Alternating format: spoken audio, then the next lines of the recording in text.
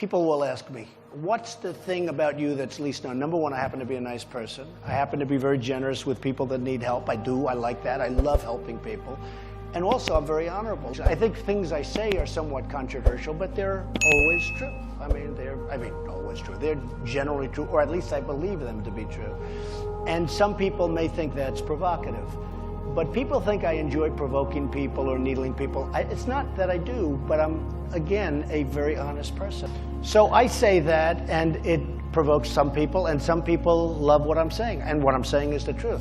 Because I do say the truth, and I do say what I want. Now, I'm a smart guy. I went to the Wharton School of Finance. I don't have to say those things. But I am an honorable person. I'm an honest person, so I say what is appropriate to say.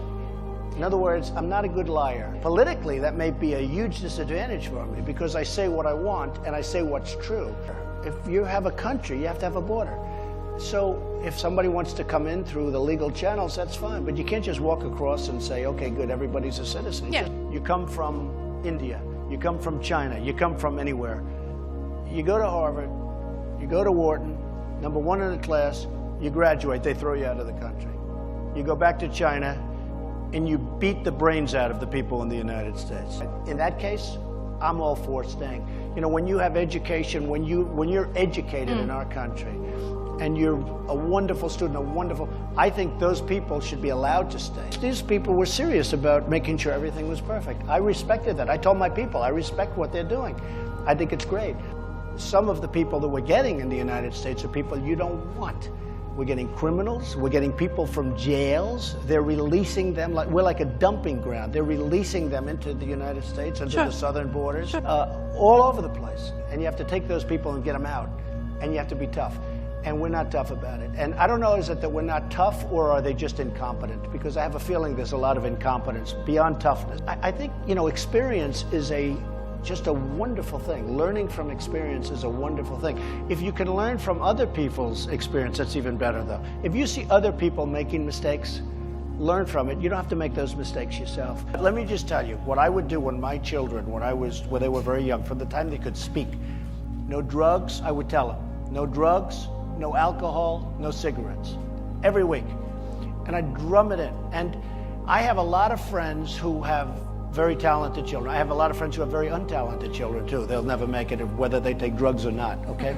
But I have friends that have very talented children, but they started drinking or they take drugs. These people, you know, it's a competitive world out there, as you folks know. These people are at a huge disadvantage, And so when people ask me, you know, your kids, they're doing well, they're in business, they're making deals, but first of all, Ivanka's outstanding. She's done an amazing job, as you know, and she's great. She went to the Wharton School. She was a top model. She did fantastically, and one day, boom, she got into the Wharton School of Finance, and she just cut it off like it was nothing. But I tell people, it's such a competitive world, such a hard, that if your kids are taking drugs or alcohol, they're a huge disadvantage. I get paid a lot of money to make speeches, and I give the money to charities, and I'm happy about it and all this. But one of the words I've added over the last couple of years was pressure. Most people do not have the ability to handle pressure. A lot of people don't have the ability to handle pressure. And I say you have to learn that about yourself, because I really believe that to a large extent is an innate ability. You have to learn that about yourself, because if you're going to be an entrepreneur, if you're going to be very successful, you're going to have ups, you're going to have downs, you're going to make mistakes. You have to have the ability to handle pressure. And if you don't, you should get a great job and enjoy your life. There's nothing wrong with it. But a word pressure is turning out to be more of an important word, and more people are responding to it, because a lot of people that I watch have no ability to handle pressure when times are bad. And I could give you so many examples, and they fail. And I told you, I've had friends that went bankrupt and they've never been able to come back. You know, they've never been able to, and I never went bankrupt. But I will tell you, I've had tough times like everybody.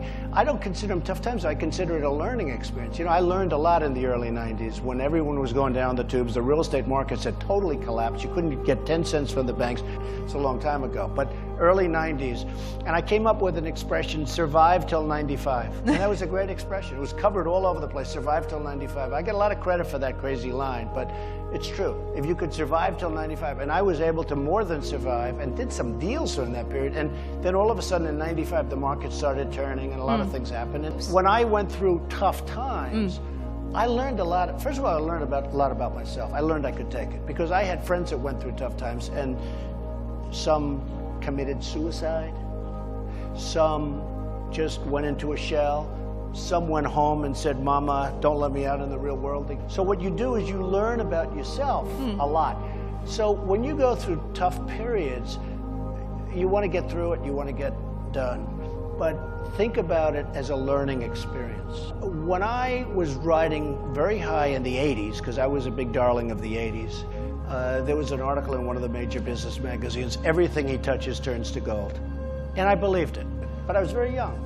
And I did lose focus. I believe, because I always made money in down markets. I've always done the best in down markets. The real estate business is basically an old-fashioned business. It's get the best location, get the best building, make sure you manage it properly, get great tenants. You know, it's never going to change. Now, it can be computerized, and we do all sorts of things environmentally, and we save money on oil, and we save money on this and that, and we fight certain things that we should fight. I like it because you can touch it, you can feel it. You know, it's there. I own a building. I own Trump Tower on 57th Street. But with, technology, I look at some of these technology companies, and what is it? They come up with an idea. 2 months later, the idea is no good. In the meantime, they've sold their company for $700 million. They're 21 years old, and they can't read or write. I'm looking at some of those deals and some of the mergers where they're buying these companies. I'm looking at numbers where a company makes no money, and it's worth hundreds of billions and billions of dollars. And it makes no money, and it has no prospect to make any money, but they value it highly. Now, who knows? I like real estate. When I went to school, 2 people. One was really smart, the other one was not so smart. The not so smart one went to work for a big oil company. The really smart one went to work for an airline. Well, let me tell you, the not so smart one is a very rich man today and does very well and heads up a company and he makes money. And the guy running the airline it's tough, but he was smarter. He was smarter, he was tougher, he had everything. He even looked better. Not that that matters. He had everything. He failed, and the other guy's a big success. Look, I could give you the stock answer. You got to love what you do, all that stuff. Okay, But one of the answers is, and that I think is very important, is, and especially as an entrepreneur, you have to pick a business that works, because there are some businesses that are very tough. Now, if you don't like it, cancel that. Are you able to sleep at night and get up the next morning and go out and just absolutely destroy the competition? Because if you don't have that ability, it's very hard to be an entrepreneur.